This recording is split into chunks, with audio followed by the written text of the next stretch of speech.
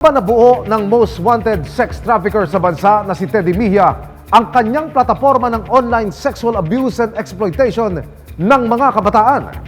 Narito po ang tinatawag ng Philippine National Police na matrix ng madilim na mundong kanyang ginawa.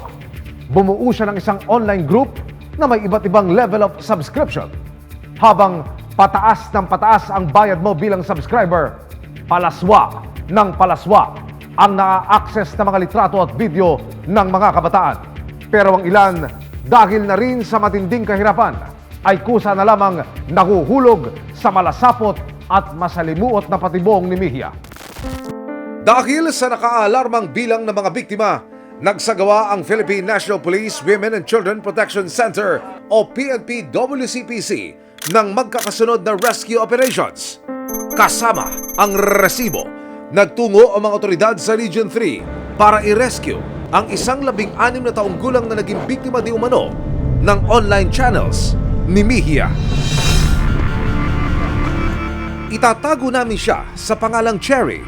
Sa pahintulot ng Municipal Social Welfare and Development Office o MSWDO, ikinuwento niya sa resibo ang kanyang naging karanasan online. Nakilala ko po siya sa may Facebook. Inad po niya ako. And then, naging magka-close po kami.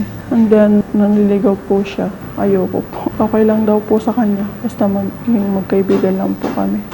Nang makuha na ng suspect ang loob ng dalagita, dito na raw nagsimula ang paghingi ng malalaswang larawan ng kanyang bagong kaibigan. Doon niya po ako inaalok ng pera. Kapalit po ng pictures na nakahubad. 3 beses po. Kada linggo po. Tapos may kasama pong video. Pero mali ang akala ni Cherry na pribado ang pag-uusap nila ng suspect dahil kalaunan inilalako na pala online ang mga sinendiyang litrato at video. Pagkatiwalaan ko po sabi niya na hindi na po niya ikakalat. Gustuhin man daw niyang magsumbong sa kanyang pamilya. Tatakot po ako baka pagalitan po nila ako. Lalo na po mahirap pong hanapin yung nakausap ko po. Kasi sinabi po niya na taga-ibang bansa daw po siya. Hindi na lalayo sa karanasan ni Cherry ang pinagdaan ng bangungot ng 16 na taong gulang na si Isabel. Hindi niya tunay na pangalan. Sa pahintulot ng pamilya ng dalagita, nakausap ng resibo si Isabel.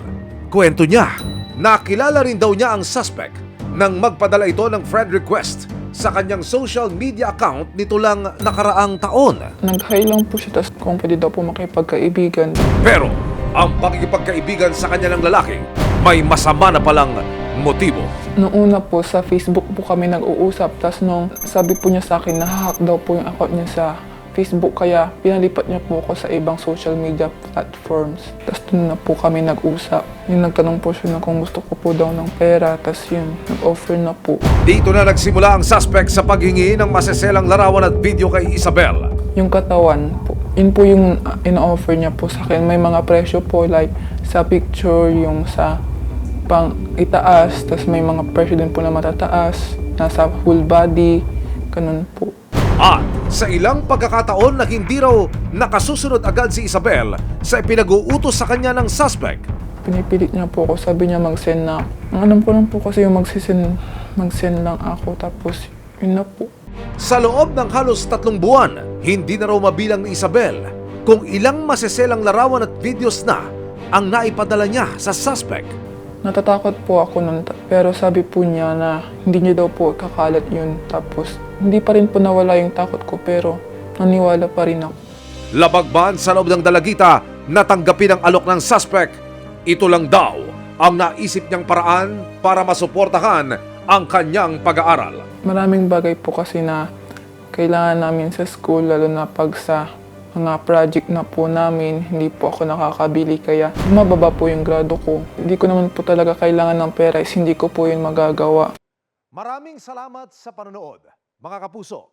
Para masundan ang mga reklamong nasolusyonan ng resibo, mag-subscribe lamang sa GMA Public Affairs YouTube channel